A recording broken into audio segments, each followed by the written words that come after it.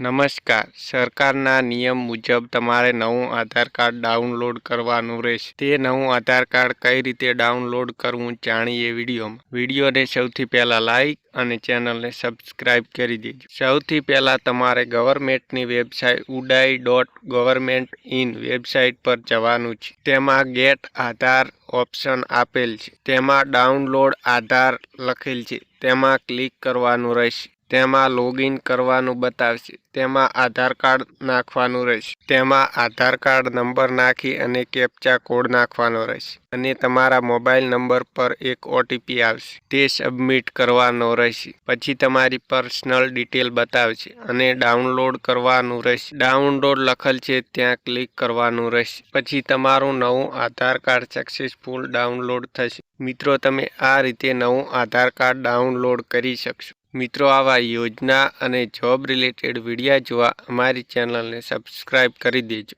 આભાર.